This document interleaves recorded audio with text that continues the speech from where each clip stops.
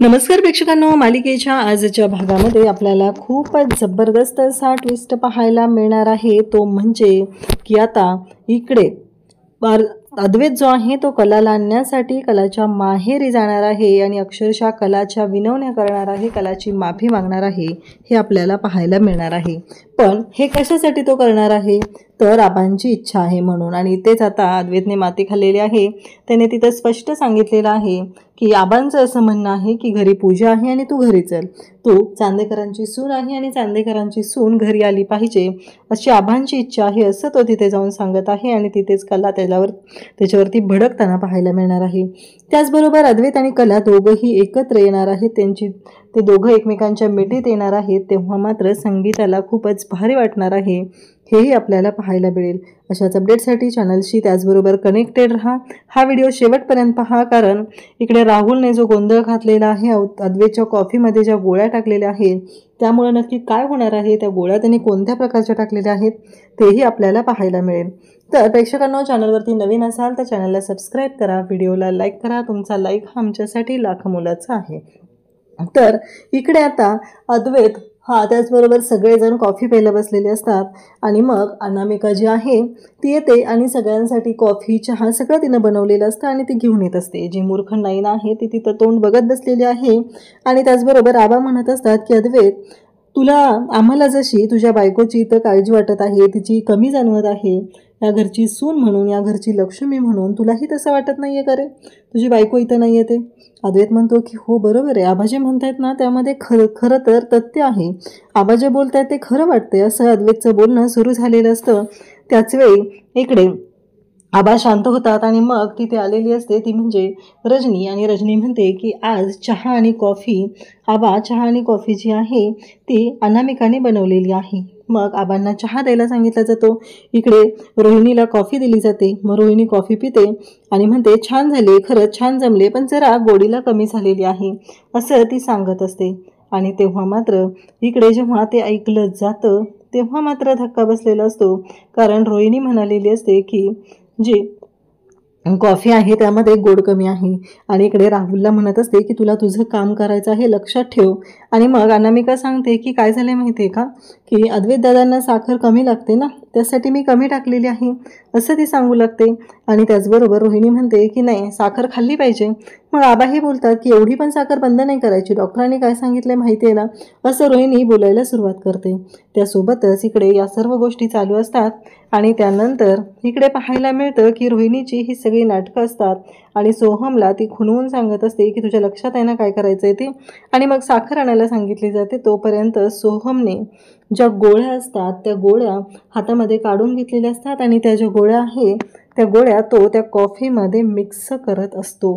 हे सगळं तो करत असतो, साखरेसोबत त्याने गोळ्या टाकलेल्या असतात आणि त्या गोळ्यांमुळं अद्वैतला नक्कीच त्रास होणार असतो। त्यांनी त्या गोळ्या त्यासाठीच आणलेल्या असतात आणि साखरेसोबत आता गोळ्या टाकून त्याने मोठा डाव रचलेला असतो।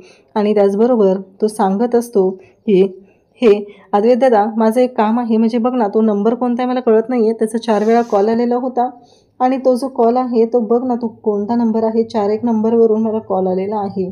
आणि त्याचबरोबर अद्वैत आता तो नंबर बघायला घेतो आणि अद्वैतला मात्र धक्का बसलेला असतो की हे सगळं काय घडतंय, कारण अशा पद्धतीनं ते बोललं जात असतं। आणि मग अद्वैत म्हणतो की नाही, काहीतरी वेगळा गोंधळ आहे, हे चालू झालेलं असतं। आणि मग अद्वैत तो नंबर चेक करत असतो। तोपर्यंत इकडे राहुलने अद्वैतच्या कॉफीमध्ये तिथे आता त्याने त्या गोळ्या टाकलेल्या असतात, ज्याच्यामुळं अद्वैतला त्रास होणार असतो। त्याने हे सगळं केलेलं असतं, ते जाणून बुजून केलेलं असतं आणि हे सगळं त्याने मुद्दामूनच केलेलं असतं। अद्वैत मात्र ती कॉफी प्यायला घेतो आणि मग तो म्हणतो की थांब जरा ढवळून देतो। मग अक्षरशः त्या गोळ्या सगळ्या त्यात मिक्स होतात। अद्वैतने कॉफीचा जो मग आहे तो तोंडाला लावलेला असतो, तो कप तोंडाला लावलेला असतो, परंतु अद्वैतला मात्र माहिती नसतं की त्या कॉफीमध्ये काय आहे। आणि या सगळ्या मूर्ख लोकांना इकडे आनंद झालेला असतो, कारण त्यांना असं वाटत असतं की हे सगळं जे काही घडत आहे ना ते आपण ठरवल्या पद्धतीनं चालू आहे आणि तसंच घडलं पाहिजे हा त्यांचा प्लॅन असतो.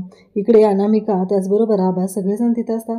आबा म्हणत असतात की आज या घरची पूजा आहे आणि या घरची मोठी सून नाही हे काय मला पटत नाही असं आबांचं म्हणणं चाललेलं असतं. आबांचं जे बोलणं असतं त्यामुळं हे सगळं इथे समोर स्पष्ट होत असतं. त्यानंतर आपल्याला पाहायला मिळतं की जेव्हा या सर्व गोष्टी घडत असतात आणि त्याचबरोबर आबा मात्र नाराज झालेले असतात. आबांना ही गोष्ट काही पटत नाही, कारण काहीही असलं तरीही अद्वैत हे सगळं झालं पाहिजे असं आबांचं म्हणणं असतं आणि आबा त्याच पद्धतीनं बोलत असतात. त्यानंतर इकडे पाहायला मिळतं की आता अद्वैत रूममध्ये आलेला असतो. आज पूजा आहे आणि सगळी तयारी जोरदार करायची आहे हे ठरलेलं असतं आणि अद्वैत रूममध्ये आवरायला येतो. अद्वैत जेव्हा रूममध्ये आवरायला आलेला असतो तेव्हा मात्र अद्वैत आरशाच्या पुढे उभा राहतो आणि अद्वैतला आठवण येते ती म्हणजे कलाची. कारण अद्वैत जो आलेला असतो आणि त्यामुळं त्याचं असं म्हणणं असतं की कला ही जी खरी आहे ना ती माझ्या समोर उभा राहायची आणि आज ती आरशाच्या पुढे नाही. त्याला तो प्रसंग आठवतो. कला त्याच्या समोर तिथं उभी होती आणि त्याचबरोबर अद्वैत हे सगळं घडत असतं आणि त्याचबरोबर इकडे आपल्याला पाहायला मिळतं की अद्वैत म्हणतो की नाही, काहीही झालं तरीही हे सगळं जे काय आहे खरेची आठवण जाणवते मला, इथं तिची आठवण येते, कारण आत्ता खरे येणं गरजेचं आहे असं अद्वैतचं म्हणणं असतं. कला त्याच्या समोर असते, कलाशी तो बोलत असतो, हे सगळं त्याला आठवत असतं आणि त्यासोबतच त्याला खूप भारीही वाटत असतं. फायनली त्याचं असं म्हणणं असतं की काहीही झालं तरीही अद्वैत म्हणत असतो की कला आली पाहिजे. म्हणजे खरेची खरंच चूक होती का? आपण मुद्दाम तिचं ऐकून न घेताच तिच्याशी बोललेलो आहे का? अशा गोष्टी अद्वैतच्या मनात सुरू झालेल्या असतात. अद्वैतला जाणवत असतं की नाही, ती आली होती माझ्याशी बोलायला, सगळ्यांप्रमाणे मीही तिच्यावर आरोप केले. आबा म्हणतात तेही खरं आहे, सगळेजण आरोप करत होते पण ती मात्र शांत होती, तिला मात्र कोणीच बोलू दिलेलं नाही. हे आबांचं म्हणणं खरं आहे हे अद्वैतला जाणवत असतं आणि अद्वैत मात्र म्हणत असतो की नाही, आता सगळेजण पूजेसाठी तयारी झालेली असते. इकडे रजनी आबांना सांगत असते की सगळी पूजेची तयारी झालेली आहे. आबा म्हणत असतात की हो, सगळी पूजेची तयारी झालेली असली तरीही एक गोष्ट मात्र घडत आहे आणि ती अशी आहे, ती म्हणजेच की एवढ्या सगळ्या गोष्टी झालेल्या आहेत तरीही या पूजेच्या तयारीमध्ये मात्र अशा पद्धतीनं झालेलं आहे तिथे कला नाही असं आबांचं म्हणणं असतं. कारण तिथं कला असायला पाहिजे असं आबांना वाटत असतं आणि म्हणूनच आबा बोलत असतात. आबा जेव्हा हे सगळं बोलत असतात तेव्हा मात्र इकडे पाहायला मिळतं की या सर्व गोष्टी ज्या चालू आहेत त्यामुळंच तर असं काही घडत नाही आहे ना. आणि अद्वैतला वाईट वाटत असतं, कारण कला असली पाहिजे. आबांना तर खूप वाईट वाटलेलं आहे. आबांचं असं म्हणणं आहे की या घरची मोठी सूनच नाही. आबा स्पष्टपणे तिथं सांगत असतात की ही पूजा होणार नाही, या घरची मोठी सून नाही आणि मला हे काही पटत नाही. ती या घरची लक्ष्मी आहे आणि लक्ष्मी उलट्या पावलांनी घराच्या बाहेर गेलेली आहे असं आबांचं म्हणणं असतं. आणि त्याचबरोबर इकडे आबा म्हणत असतात की नक्की काय करावं लागेल या सगळ्यासाठी. गुरुजींना सांगत असतात की गुरुजी, घरामध्ये काय घडलं हे तर तुम्हाला माहिती आहे, परंतु आता या सगळ्यावरती मार्ग कसा काढायचा हा मोठा प्रश्न आहे. मला असं वाटतंय की तिन्ही जोडप्यांनी पूजेला बसलं पाहिजे. अनामिका आणि सोहम पूजेला बसण्यासाठी आलेले असतात आणि तेव्हा आबांनी तिथं सगळ्यांच्या समोर सांगितलेलं असतं की तिन्ही जोडप्यांनी पूजेला बसलं पाहिजे आणि त्याचबरोबर आबांचं म्हणणं असतं म्हणून आता हे सगळं घडणार असतं. परंतु आता तिथे कला आणि अद्वैत हे कसे पूजेला बसणार? इकडे राहुल, रोहिणी यांची तोंड पाहण्यासारखी झालेली असतात आणि ते मात्र म्हणत असतात की आता ह्या अद्वैतमध्येच्या गोळ्यांमुळे जो परिणाम व्हायला पाहिजे होता तो होतच नाही आहे, म्हणजे त्याला पॅनिक अटॅक यायला पाहिजे आणि तो पॅनिक अटॅक काही त्याला येत नाही असं यांचं म्हणणं असतं. कारण त्यांनी जो प्रयत्न केलेला असतो तो त्यासाठी केलेला असतो, कारण अद्वैतला पॅनिक अटॅक आला पाहिजे आणि घरातलं वातावरण हे पुन्हा बिघडलं पाहिजे. म्हणजे आज पूजा आहे तर पूजेच्या दिवशीही हे सगळं छान होऊ नये असं त्यांना वाटत असतं आणि म्हणूनच हे सगळं बोललं जात असतं. त्याचबरोबर इकडे पाहायला मिळतं की आबा म्हणतात की नाही, या घरची जर लक्ष्मी इथं नसेल तर ही पूजा करण्यात काहीच अर्थ नाही. कला ही लक्ष्मीच्या पावलांनी आलेली आहे. आई अंबाबाई, खरंच आम्हाला माफ कर, आमच्यामुळे ही चूक झालेली आहे असं आबांचं म्हणणं असतं. आबा म्हणत असतात की काहीही झालं तरीही आई अंबाबाई, खरंच आमच्याकडून चूक झालेली आहे आणि असं म्हणत आबा बोलत असतात. त्याचबरोबर इकडे आता गुरुजींना आबा म्हणतात की काही हरकत नाही आहे ना तिन्ही जोडप्यांनी पूजेला बसलं तर. गुरुजी म्हणतात की नाही, काहीच हरकत नाही असं गुरुजींनी आता स्पष्ट सांगितलेलं असतं. आणि गुरुजींच्या म्हणण्याप्रमाणेच आता पूजा होणार असते आणि पूजेसाठी सगळे तिथं बसणार असतात. इकडे सरोजला मात्र वाईट वाटत असतं. सरोज म्हणत असते की आबा तुमचा हेकेपोरपणा जरा कमी करा, काही गरज नाही आहे, तुम्हाला माहिती आहे ना ती या घरातून निघून गेलेली आहे, मग कशासाठी तुम्ही एवढा हट्ट करताय, असं सरोज आबांना ऐकवत असते. तेव्हा आबा म्हणत असतात की सरोज मी हट्ट करत नाही आहे, जे काय झालेलं आहे ते पूर्णपणे चुकीचं झालेलं आहे आणि मला फक्त एवढंच माहिती आहे या घरची मोठी सून कला आहे आणि कला पुन्हा आल्याशिवाय पूजा होणार नाही असं आबांनी सांगितलेलं असतं. तिला कसं आणायचं काय करायचं हे ठरवा. तेव्हा अद्वैत उठतो आणि अद्वैत म्हणू लागतो की आबा मी जातो तिला आणायला. असं म्हणत अद्वैत आता कलाला आणण्यासाठी निघालेला असतो आणि अद्वैतचं असं म्हणणं असतं की मी तिला जाऊन घेऊन येतो.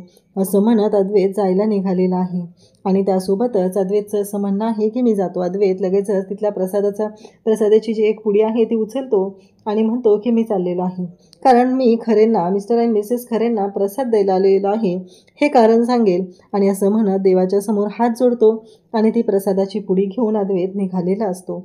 त्याच्या डोक्यात फक्त एवढंच असतं की आत्ता मला खरेला घरी घेऊन यायचं आहे आणि खरेला आणायचंच आहे, एवढंच त्याने मनाशी ठरवलेलं असतं आणि त्यासाठी तो निघालेला असतो.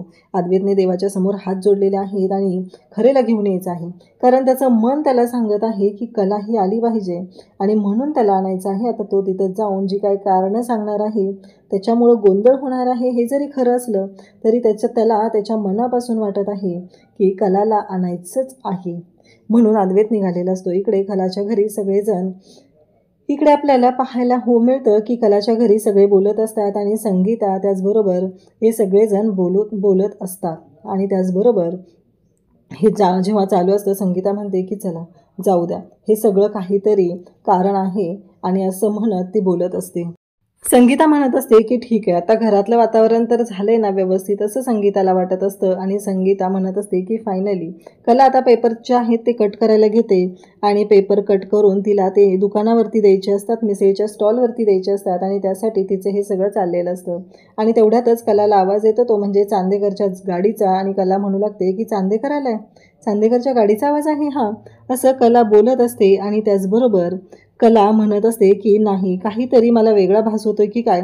आणि तेवढ्यातच संगीता म्हणते की नाही जावई बापू तुम्ही. आणि मग कलाला धक्का बसतो. कला म्हणते की म्हणजे चांदेकर मला न्यायला आलेला आहे. आणि कलाच्या मनातही कुठंतरी असतं की नाही काही झालं तरीही आपल्याला आपला संसार महत्त्वाचा आहे हे कलालाही वाटत असतं. आणि त्याचबरोबर इकडे जेव्हा कला विचार करत असते आणि तिथे तो आलेला असतो तेव्हा कलालाही अद्वैतसोबत घालवलेले प्रसंग आठवत असतात. ती म्हणत असते की आपल्या दोघांची एक टीम आहे चांदेकर, हे सगळं कलाला आठवत असतं. आणि त्याचबरोबर कला अद्वैतला पाहते. अद्वैत दारात आलेला असतो. आल्या गोड अशी स्माईल देतो आणि मग अद्वैतला बघून लगेचच दिनकरराव म्हणतात की अद्वैतराव तुम्ही, असं कलाचे बाबा बोलत असतात. जेव्हा कलाचे बाबा असं बोलतात तेव्हा संगीता म्हणते हो पाहिले मी जावई बापू आलेले आहेत, असं म्हणत ते दोघंही बोलत असतात. त्यांनाही वाटत असतं की कुठंतरी कलाचा संसार हा मार्गी लागला पाहिजे आणि हे घडताना दिसत असतं.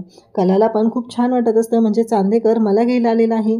आणि मग अद्वैत तिथं आल्याला म्हणत असतो की खरे चल मी तुला घ्यायला आलोय, घरी पूजा आहे आबांनी सांगितलं. झालं इथेच आता अद्वैतने माती खाल्लेली असते, कारण ही गोष्ट कलाला अजिबात पटत नसते. कारण तिची अशी इच्छा होती की अद्वैतने त्याच्या मनाने मला न्यायला आलं पाहिजे. आणि इथं अद्वैत बोलून जातो तो म्हणजे की आबांनी सांगितले म्हणून तो आलेला आहे. आणि अद्वैत जेव्हा पुढे पुढे येत असतो तेव्हा खिडकीतून भरपूर वारा येतो आणि त्याची रद्दी कट करून ठेवलेली असते. ते जे पेपर आहेत ते सगळे उडायला सुरुवात होती आणि अद्वैत त्या पेपरवरून चालत पुढे पुढे येत असतो आणि नेमकं त्याच वेळी अद्वैतचा पाय घसरतो. त्या पेपरवरून अद्वैतचा पाय घसरतो आणि अद्वैत घसरतो तसा कलाच्या अंगावरती पडतो. म्हणजे अक्षरशः तो कलाच्या मिठीत आलेला असतो. आणि अद्वैत हा कलाच्या मिठीत आलेला पाहून इकडे संगीता दिनकर या सगळ्यांनाच खरंच खूप भारी वाटत असतं, कारण अद्वैत आणि कला हे दोघं पुन्हा एकत्र येत आहेत ही जाणीव त्यांनाही झालेली असते. आणि त्याचबरोबर हे सगळं जेव्हा घडत असतं तेव्हा अद्वैतलाही खूप छान वाटत असतं आणि अद्वैत कलाकडे पाहू लागतो. कलाही खुश आहे, कलालाही भारी वाटत आहे आणि अद्वैत आणि त्याचबरोबर कला एकमेकांना सावरत असतात आणि ते पुन्हा आणखी जवळ येतात. तेव्हा संगीता मात्र पाहतच राहते. संगीताला बरं वाटतं की आपली लेक आणि जावई यांच्यामधला जो हा काय भांडण जे काही चालू आहे ते मिटलं पाहिजे असं संगीताला वाटत असतं आणि ते होताना दिसत असतं. असं संगीता पाहत असते. तिलाही भारी वाटत आहे की आपली मुलं जी आहेत ती आनंदात असली पाहिजेत असं तिचं म्हणणं आहे आणि त्यासाठीच तिचे प्रयत्न चालू असतात. संगीता त्या दोघांकडे पाहत असते. कला आणि अद्वैत ही दोघंही एकमेकांकडे पाहत असतात आणि त्याचबरोबर कला आणि अद्वैत या दोघांनाही भारी वाटत असतं. फायनली ते दोघंही एकमेकांच्या मिठीत आलेले असतात आणि संगीता खुश झालेली असते. म्हणजे आपल्या कलाचा संसार हा पुन्हा मार्गी लागणार आहे आणि त्याचबरोबर हे सगळं ती बोलत असते.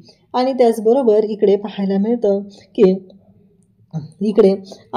कलाला पाहायला मिळतं की अद्वैत कलाच्या मिठीत आलेला आहे आणि अद्वैत हे सगळं कलासाठी करत आहे हे इथं आपल्याला पाहायला मिळतं. आणि त्याचबरोबर कला अद्वैत एकमेकांकडे पाहत आहेत, एकमेकांच्या नजरेमध्ये हरवून गेलेले आहेत. कारण अद्वैतलाही कलाची तेवढीच आठवण येत असते म्हणून तर तो कलाला घ्यायला आलेला असतो. आणि जेव्हा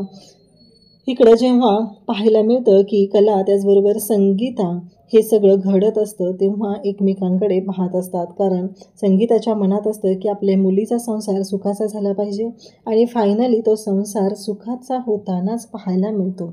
दिनकरराव तिथे असलेले जे पेपर आहेत ते सगळे पेपर गोळा करू लागतात.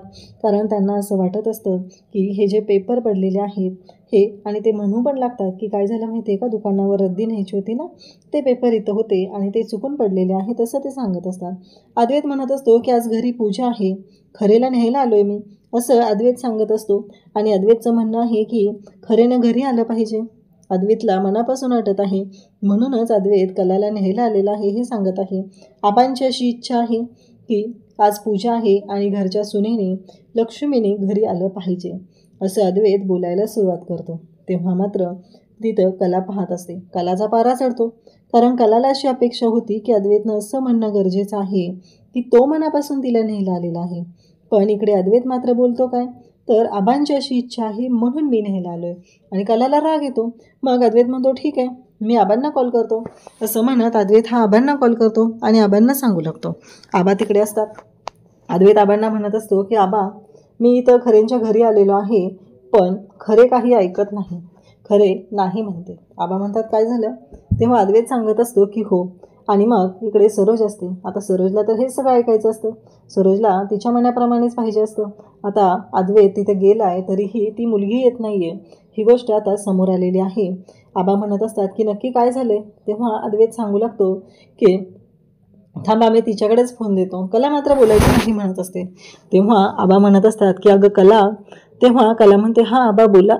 तेव्हा कलाला आबा म्हणत असतात की अगं आज पूजा आहे आणि पूजेला तू आलं पाहिजे असं मला वाटतंय. तिन्ही जोड्यांनी पूजा एकत्र करायची आहे असं माझं म्हणणं आहे.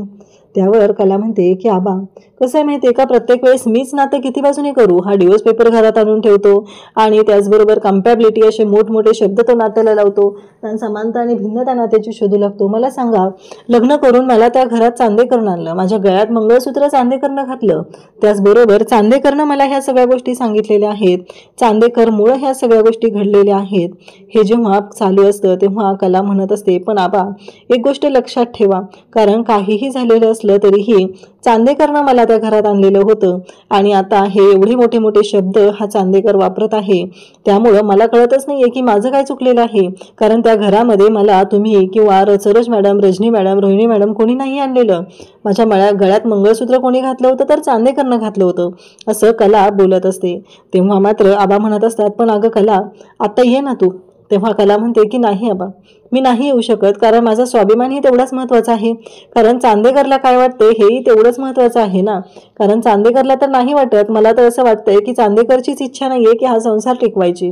म्हणून तर प्रत्येक वेळेस तो डिवोर्स पेपर आणि ह्या सगळ्या गोष्टी हे सगळं त्याने करत होता. स्वतःच्या डोक्याने तो विचारच करत नव्हता. हे सगळं कला बोलत असते. आबांच्या लक्षात येतं की कला नक्की काय बोलते, कलाला काय म्हणायचं आहे. आणि अद्वैतलाही कळलेलं असतं, कारण अद्वैतनं त्याच्या आईच्या डोक्याने विचार केलेला असतो. म्हणूनच आज त्यांचा संसार मोडलेला असतो. कला म्हणत असते की अजूनही आबा विचार करा तुम्ही, कारण घराण्याची इज्जत महत्त्वाची आहे म्हणून चांदेकर मला न्यायला आलेला आहे.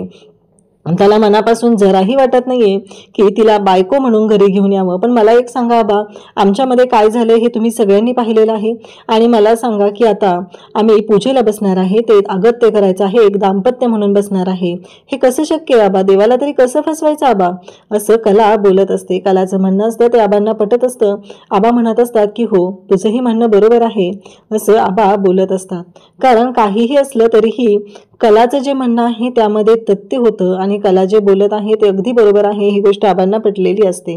त्यानंतर उद्याच्या भागात आपल्याला पाहायला मिळतं की अद्वैत कलाला म्हणत असतो की तुझं हे प्रत्येक वेळेस असतं, चुका करायच्या आणि परत एवढंसं तोंड करून बसायचं आणि त्यासोबतच नंतर बोलत राहायचं की मी असं केलेलं आहे, मी तसं केलेलं आहे आणि साधेपणाचा आव आणायचा. तेव्हा कलाला राग येतो. कला म्हणते की तू काय बोलतोयस नक्की, तुला कळतंय का? असं कला अद्वैतला बोलत असते आणि अद्वैत मात्र म्हणत असतो की मला माहिती आहे मी काय बोलत आहे, असं अद्वैत कलाला सांगत असतो. तेव्हा मात्र इकडे कला विचारच करत असते की नक्की काय घडणार आहे, कशा पद्धतीनं गोष्टी घडणार आहेत, हेच कलाच्या डोक्यात चाललेलं असतं. आणि कलाला मात्र हे सगळं तिच्या मनाप्रमाणे हवं असतं. कारण काहीही झालं तरीही चांदेकर आणि तिचं नातं कसं आहे हे तिला चांगलंच माहिती आहे.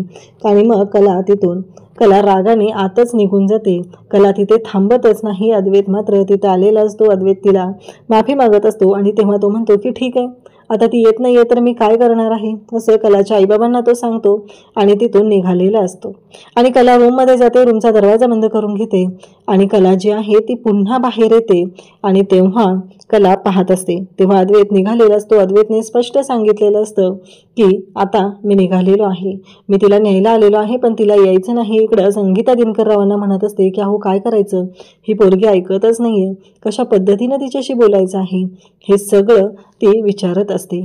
त्याचबरोबर इकडे आता अद्वैत निघालेला असतो. कला बाहेर येते आणि अद्वैतला थांबवू लागते. अद्वैतच्या खांद्यावरती हात ठेवते आणि त्याला थांब म्हणते. अद्वैतला ती थांब म्हणते तेव्हा मात्र सगळ्यांना घरात छान वाटतं. अद्वैत ही कलाकडे पाहू लागतो आणि फायनली हे दोघं एकत्र येत आहेत ह्या गोष्टीची जाणीव ही संगीताला झालेली असते. तेव्हा कला आता अद्वैतला कशासाठी थांब म्हणलेली आहे, नक्की अद्वैतला ती काय सांगणार आहे, हे आपल्याला पुढे पाहायला मिळणार आहे. अशाच अपडेटसाठी चॅनलशी कनेक्टेड राहा. थँक्यू.